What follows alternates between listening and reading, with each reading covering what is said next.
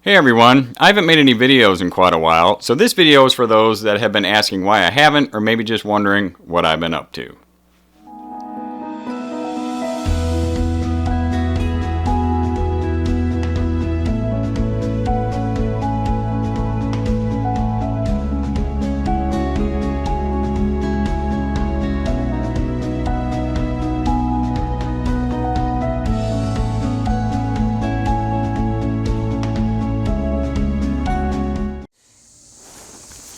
Shalom everybody, and welcome to Beit Tefillah. I've been promising quite a few of you an update that have been wondering what I've been up to. So I wanted to keep that promise and fill you in today. So let me rewind just a little bit.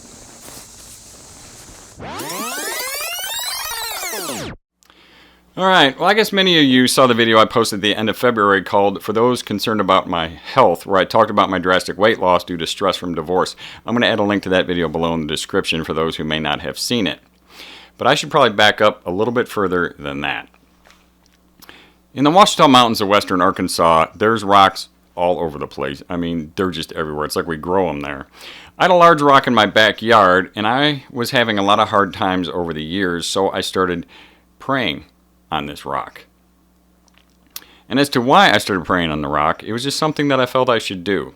And a couple of verses that explain why I felt the need to do this are from Exodus 33:21. And Yahweh said, "See, there is a place with me, and you shall stand on the rock."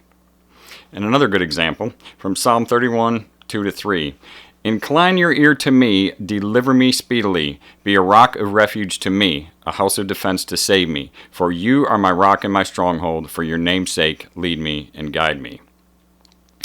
Okay, this rock that I was praying on just happened to surface in my backyard. It was a solid rock that formed the base of the creek in one place down behind that house, and it came up in the yard at the spot that I was praying, and also in a few other places in the yard. The last place where I saw that rock surface was directly under my studio there. So the studio was over the rock that was connected to the flowing water.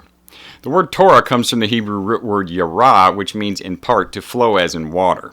That seemed very special to me. So that particular rock that was exposed in my yard was a very special place for me to think and pray for deliverance. And Elohim delivered me. But I'm not alone. While I was praying on that rock in my yard, unbeknownst to me, someone else was praying to Elohim on their own rock 707 miles away. So anyway, as I was going through the divorce and feeling all alone and boxing up all my stuff last year, I started looking for a place to stay. I mean, I got to stay somewhere, right? But I had started this group on Facebook Messenger with some friends of mine about a year earlier, and they just happened to be the ones that I told first about everything I was going through. They were supportive and a very big help to me. I'd been telling them that I needed a place to rent when one of them got on the chat one night and said, "Speaking of that, my son asked me about having one of my rooms and paying me room and board. He thought that maybe paying me would allow me to get help fixing things and also give him more free time to work on his studies and business venture.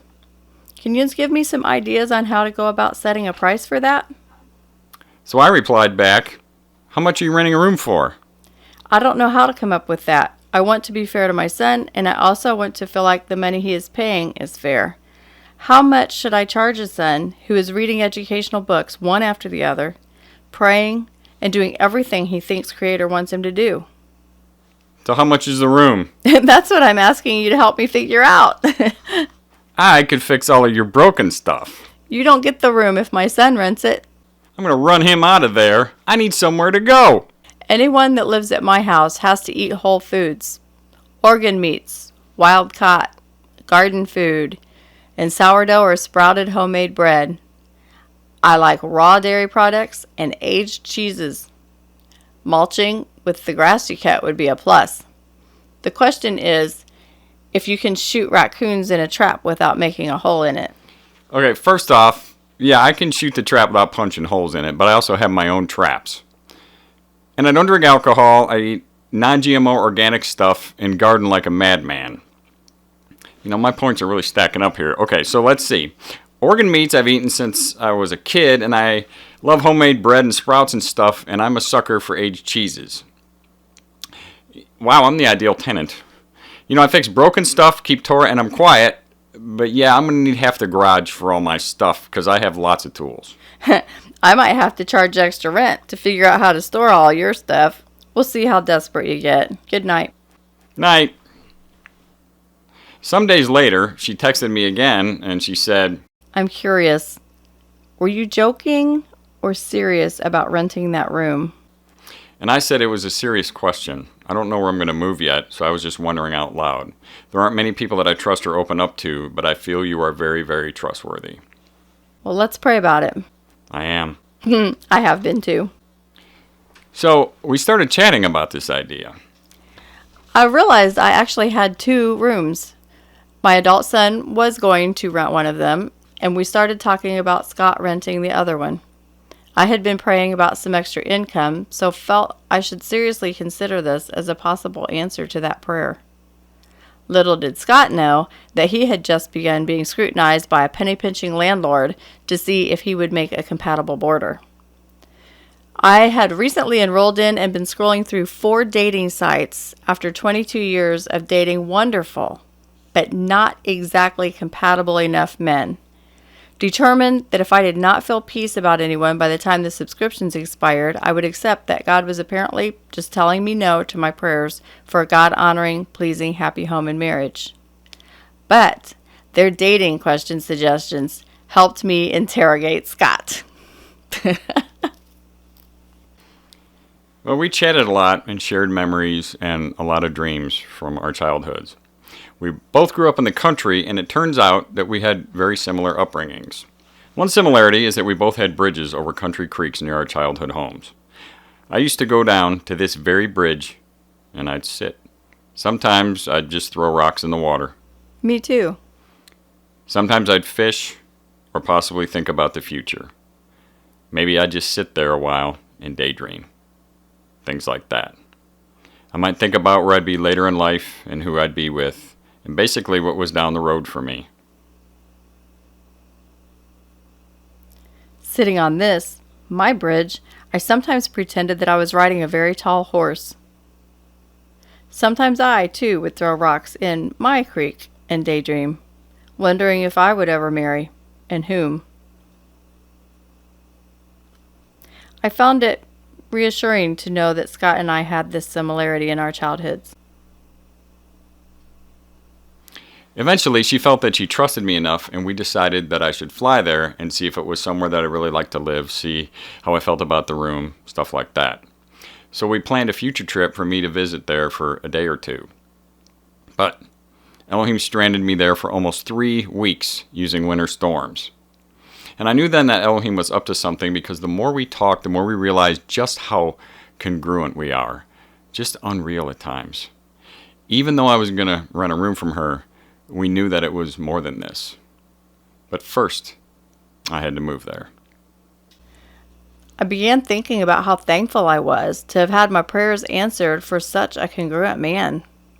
As our relationship grew, I thanked Elohim for my rock.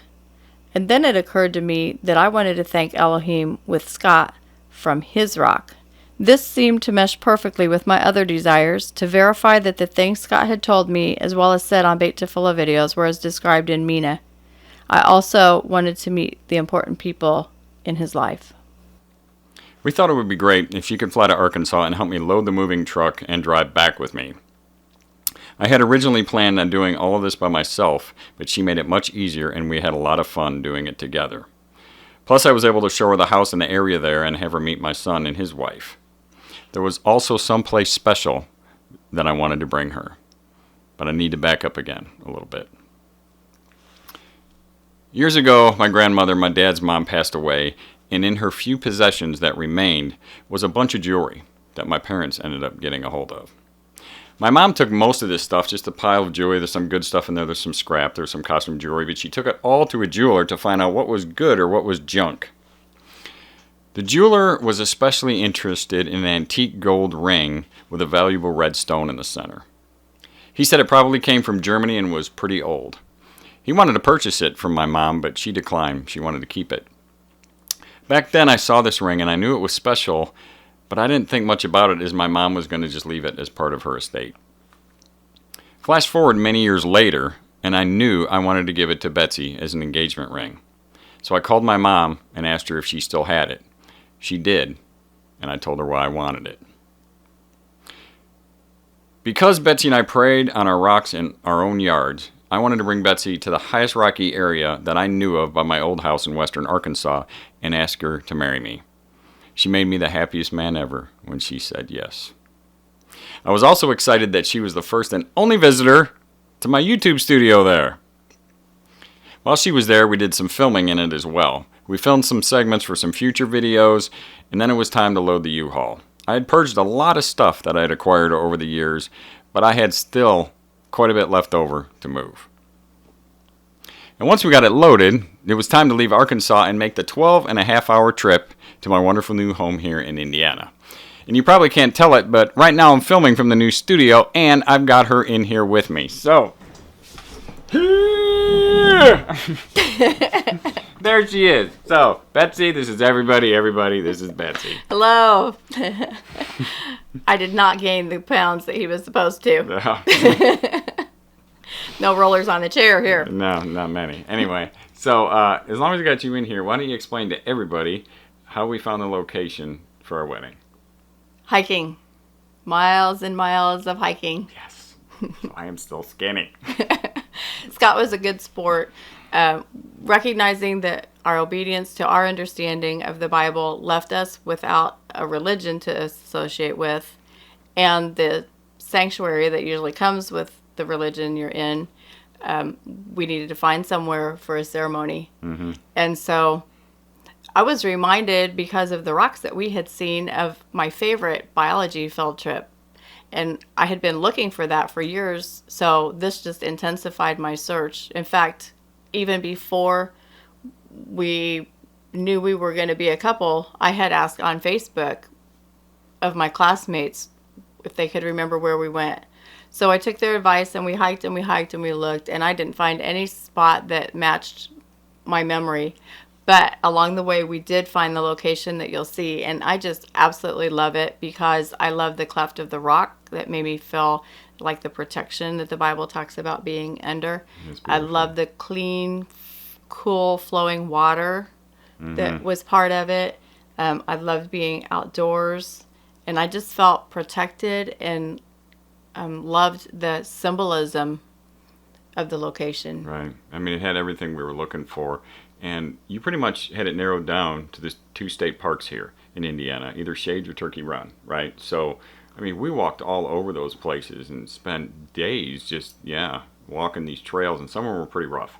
But it was beautiful. I mean, I'd highly recommend, if you ever come to Indiana, especially near Indianapolis, either Shades State Park or Turkey Run. They're gorgeous. It's like $7 for a carload of people you can get in, and they're some rugged trails. You have to make sure you can walk some of these. And if you can hike both parks in one day, you can do both parks on $7. Yeah, you can.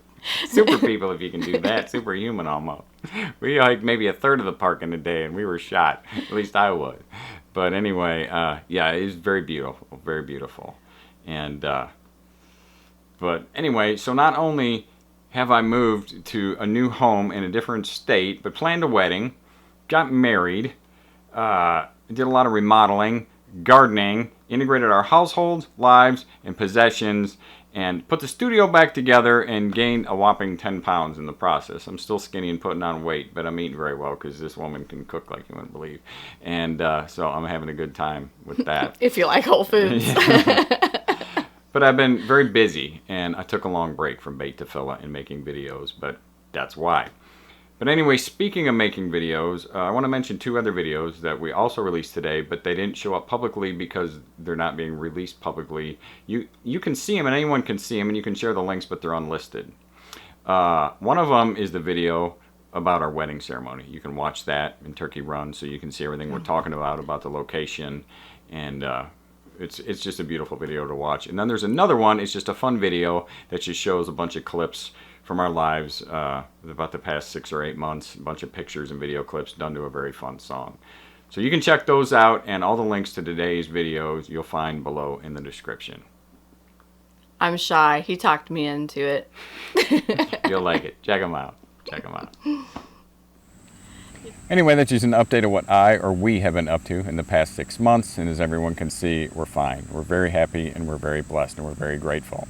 But during that time, we've had a lot of people ask us questions and concerns and send us emails and texts and Facebook PMs, making sure everything's okay and offering prayers and support. And we'd just like to say thank you very much. Yeah, thank you. Because that means more than you know.